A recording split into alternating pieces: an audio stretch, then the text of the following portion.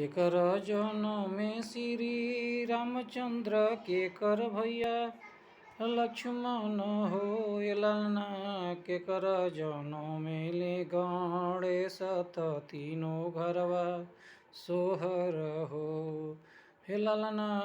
के कर जनम में ने गणेश तीनों घरवा मंगल हो। कौशला के जन्मे श्री रामचंद्र कौशला के श्री रामचंद्र हो ललना कैकई के जन्मे ले लक्ष्मण देखा कैकई के लक्ष्मण हो हे ललना पार्वती के जन्मे नि गणेश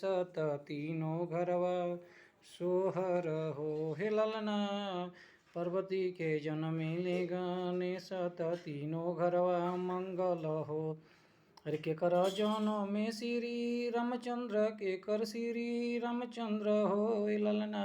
के कर जनम में ले गणेश तीनों घरवा मंगल हो। कौशला के जन्म में श्री रामचंद्र कौशला के श्री रामचंद्र हो ललना पार्वती के जन्मे ने गणेश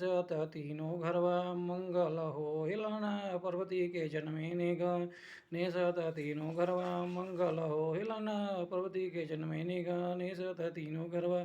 मंगल हो।